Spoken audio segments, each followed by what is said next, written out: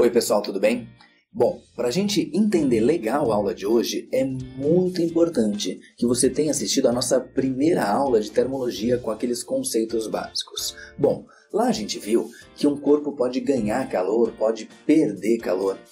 Agora a gente vai começar a ver quais são as consequências de quando ele ganha calor, de quando ele perde calor, e vai aprender a fazer vários tipos de contas diferentes que podem cobrar da gente na prova do Enem, que podem cobrar da gente em vestibulares, tá certo? Vamos lá, vamos começar. Bom, para a gente falar de calor, eu vou colocar para você ali uma panela com água e aí vou colocar um termômetro. Vamos supor que esse termômetro esteja medindo 20 graus Celsius para a temperatura da água. Bom, a gente sabe do dia a dia que se a gente acender o fogo, essa temperatura vai começar a subir, vai começar a aumentar. E vamos supor que ela aumente até chegar em 100 graus Celsius. O que a gente sabe do dia a dia? A gente sabe que se a gente manter esse fogo aceso, daqui a pouquinho essa água começa a ferver. Então, esse calor, ele causou duas coisas diferentes. Primeiro, a gente percebeu que ele causou aqui uma variação de temperatura. E depois disso, ele fez a água começar a ferver. O que acontece? O calor é o mesmo, está vindo ali da mesma chama, do mesmo fogo. E aí, por mais que seja o mesmo calor, na hora de calcular, eu vou precisar usar equações diferentes. Por isso, a gente vai dar nomes diferentes para o calor. Eu vou chamar o calor de calor sensível quando esse calor causar uma variação de temperatura. E eu vou chamar o calor de calor latente quando esse calor causar ali para a gente uma mudança de estado físico. Então, voltando, o fogo está aceso e, devido a esse fogo aceso, a gente está fornecendo uma certa quantidade de calor, que a gente vai usar a letra Q para representar, e essa quantidade de calor está causando para a gente primeiro um aquecimento e depois uma mudança de estado. Bom, nesse primeiro momento a gente vai concentrar na questão da quantidade de calor sensível, ou seja, no calor causando uma variação de temperatura, e daqui a algumas aulas a gente volta a falar sobre a questão da mudança de estado físico. Bom, eu queria começar com você vendo o conceito de capacidade térmica. Eu vou colocar para você duas panelas iguais, uma com pouca água e a outra com bastante água.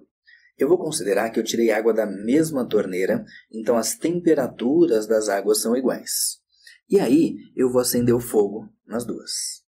O que vai acontecer? A gente já sabe que as duas águas vão esquentar, elas vão sofrer uma variação de temperatura. E aí o que eu sei? Eu estou fornecendo calor para essa água e estou fornecendo calor para essa água. Bom, pessoal, então o que eu tenho? Eu tenho duas panelas iguais, uma com pouca água, a outra com bastante água. Elas estão com chamas, com fogos exatamente iguais aquecendo essas águas. Agora vamos pensar assim. Você está vendo aqui do lado essas duas panelas. Eu tinha água na mesma temperatura no início e quero fazer as duas aquecerem o mesmo tanto. Vamos pensar. Será que eu tenho que dar a mesma quantidade de calor para as duas? Não, né? Eu tenho quantidades de águas diferentes. Então vamos lá, me diga o que você acha que eu tenho que fazer. Para aquecer o mesmo tanto, eu tenho que dar mais calor para a panela que tem mais água ou para a que tem menos água? Bom, com certeza você pensou, poxa Coelho, eu tenho que dar mais calor para a panela que tem mais água. Tá certo. Em outras palavras, você acabou de me dizer que a capacidade térmica da panela com mais água é maior do que a outra. Ué, Coelho, mas eu não entendi. Calma aí, eu vou te explicar bem direitinho, mas você precisava ter essa ideia para a gente conseguir entender legal. Vem aqui comigo. Bom, então você acabou de me dizer que eu tenho que entregar uma certa quantidade de calor aqui, e se eu quiser que a outra panela aqueça o mesmo tanto, eu tenho que entregar uma quantidade de calor maior. É porque a capacidade térmica é exatamente a razão que existe entre a quantidade de calor fornecida e a variação de temperatura que o corpo vai sofrer. Agora, o que eu percebo? Nas duas panelas eu tenho água, ou seja, é exatamente a mesma substância, mas quantidades diferentes me geram capacidades térmicas diferentes, porque a capacidade térmica é uma característica que depende do objeto do corpo, ou seja, não interessa só do que ele é feito, interessa a quantidade de matéria que a gente tem ali também. E uma coisa interessante da gente notar então, é que na panela da direita eu preciso de mais calor para conseguir uma mesma variação de temperatura, o que significa para a gente então que a capacidade térmica é maior. Bom, pessoal, então para a gente fixar bem legal esse conceito, vamos dar uma repassada no que a gente acabou de falar. Eu tenho uma panela com água ali, por exemplo, a 20 graus Celsius. Agora, vamos supor que eu acendo o fogo, e a gente sabe do dia a dia que essa temperatura começa a aumentar. Vamos supor que ela aumentou, por exemplo, até 100 graus Celsius. O que eu percebi aqui? Eu forneci calor, e esse calor, ele causou uma variação de temperatura. A capacidade térmica é exatamente a razão que existe entre a quantidade de calor que eu forneço e a variação de temperatura sofrida. Agora, pessoal, aqui é muito importante que a gente esteja atento às unidades. Com relação à variação de temperatura, a gente já aprendeu que uma unidade muito comum de ser usada é graus Celsius, pode aparecer para a gente também graus Fahrenheit, e no sistema internacional a unidade é Kelvin. Quantidade de calor. Bom, agora tem novidade para a gente. Calor é energia, então no sistema internacional pode ser usado Joule, uma unidade muito comum de aparecer para a gente é caloria, e também, lá quando a gente vai falar, por exemplo, de um aparelho de ar-condicionado, a gente tem a unidade BTU. Para a unidade da capacidade térmica, eu vou usar qualquer unidade de calor dividido por qualquer unidade de temperatura. Nessa parte da matéria, disparado, a unidade mais comum de aparecer para a capacidade térmica é dividindo caloria por graus Celsius. Então, para a gente, a unidade mais comum é caloria por graus Celsius. No sistema internacional, por exemplo, ficaria para a gente Joule por Kelvin, mas qualquer outra relação entre as unidades que eu apresentei para vocês ali pode ser usada. Pessoal, e uma relação muito comum da gente precisar nos exercícios é a relação entre caloria e Joule. Cada caloria equivale a 4,186 joules, mas a maioria das provas costuma arredondar esse valor, dizendo para a gente usar uma caloria igual a 4,2 joules, ou ainda que uma caloria igual a 4 joules, tá certo? Vamos anotar isso que é importante que você lembre. Então a gente sabe que uma caloria é igual a 4,186 joules, lembrando que algumas provas simplificam isso para a gente e permitem que a gente faça um arredondamento, que uma caloria é igual a 4,2 joules e que uma caloria é igual a 4 joules. Mas aí vai depender da prova que você está fazendo, porque o valor de conversão correto é que uma caloria é igual a 4,186 joules. Agora, pessoal, eu quero usar esse conceito que a gente acabou de estudar para fazer uma análise gráfica de um gráfico que mostra a relação entre calor e temperatura. Bom, a gente acabou de ver que capacidade térmica é a razão que existe entre o calor e a variação de temperatura ΔT. Se eu isolar a quantidade de calor nessa equação, eu tenho que o Q é igual a Czão, que é a capacidade térmica, vezes o ΔT. E aí, se a gente der uma olhada para o gráfico, a quantidade de calor está representada no lugar do eixo Y. E a temperatura está representada no lugar do eixo X.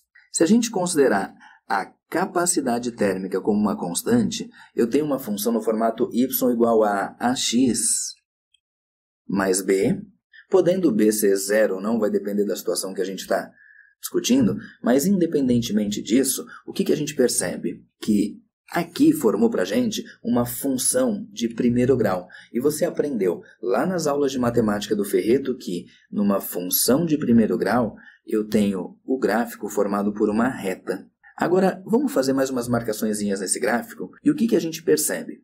Que aqui eu tenho o ângulo de inclinação da reta, que esse trecho do gráfico equivale para a gente à quantidade de calor, e que esse trecho do gráfico equivale para a gente à variação de temperatura. Agora, lembrando de novo lá das aulas do Ferreto.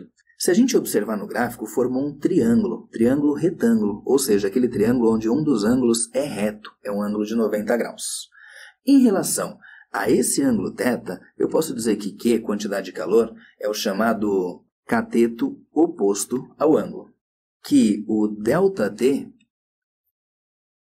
é o chamado cateto adjacente ao ângulo. E você aprende lá nas aulas de matemática do Ferreto que a tangente de um ângulo é exatamente a razão que existe entre o cateto oposto e o cateto adjacente, ou seja, quantidade de calor dividido por variação de temperatura.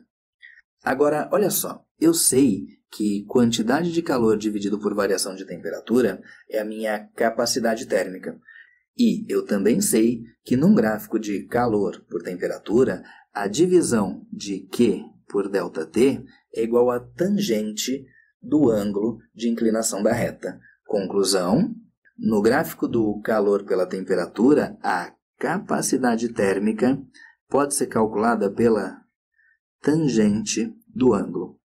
Eu vou colocar um N em cima do igual. Esse N significa numericamente igual. Quer dizer que o valor da capacidade térmica é o valor da tangente daquele ângulo. Quando a gente fala de tangente, a gente tem que ter em mente a questão da inclinação. Então, a gente acabou de ver que no gráfico do calor pela temperatura, a tangente é igual à capacidade térmica. O que eu sei? Eu sei, então, que se eu tenho tangentes maiores, eu vou ter capacidades térmicas maiores. E como a tangente pode ser identificada como a inclinação do gráfico, eu posso afirmar para você que quanto maior a inclinação no gráfico de calor por temperatura, maior é a capacidade térmica. Só fica atento que se por acaso ele inverter o que está nos eixos, inverte também a tua análise. Bom, vamos usar esses conceitos todos que a gente falou para resolver um exercício agora. O gráfico a seguir representa a quantidade de calor absorvida por dois objetos A e B ao serem aquecidos em função de suas temperaturas. Observe o gráfico e assinale as proposições corretas. Item 1. A capacidade térmica do objeto A é maior que a do objeto B. Bom, a gente acabou de falar que se for um gráfico da quantidade de calor em função da temperatura, que a capacidade térmica pode ser determinada pela tangente do ângulo e associou essa tangente à inclinação da reta. Bom, o que eu sei? Como a reta A é mais inclinada que a reta B, eu posso afirmar que a capacidade térmica de A é maior que a capacidade térmica de B.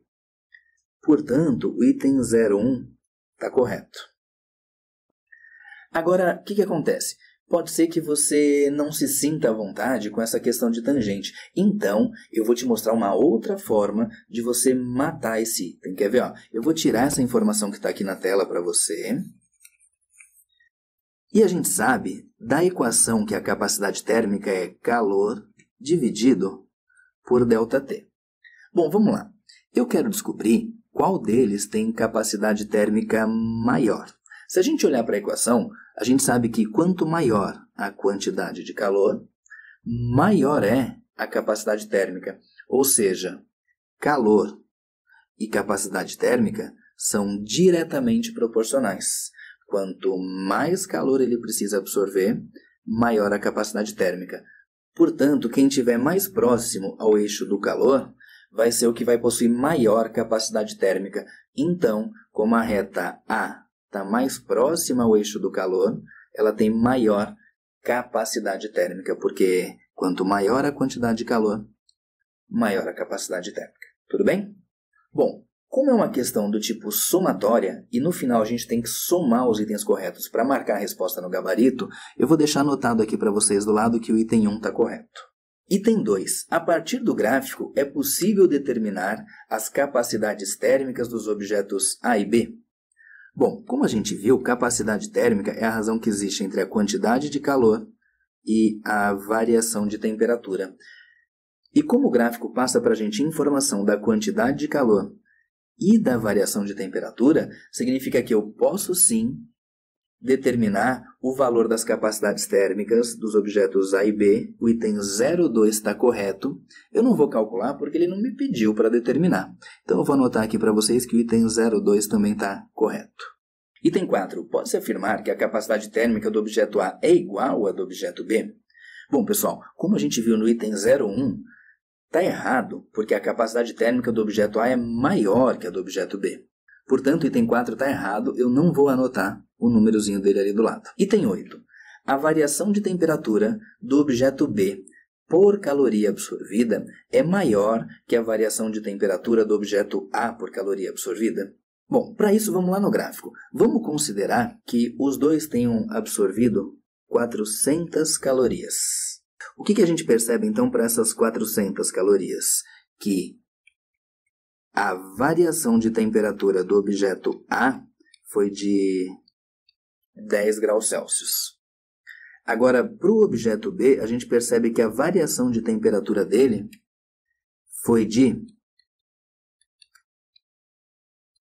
20 graus Celsius.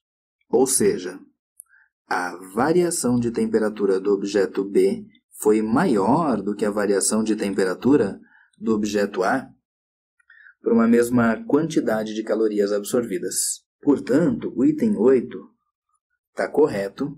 Eu vou marcar para vocês aqui 08. Bom, essa questão é uma questão que eu fiz uma pequena adaptação, porque ela cobra alguns conceitos que a gente ainda vai estudar. Aí mais para frente eu mostro para vocês certinho. Bom, com essa adaptação a gente tem como corretos os itens 1, 2 e 8, e como no gabarito ela pede para a gente a soma das corretas, a gente tem aqui a resposta 11. Bom, pessoal, esse foi então para a gente o conceito de capacidade térmica, um conceito bem importante, muito cobrado da gente em vestibulares, tá certo? Bom, eu espero que você tenha gostado. Tchau e até a próxima.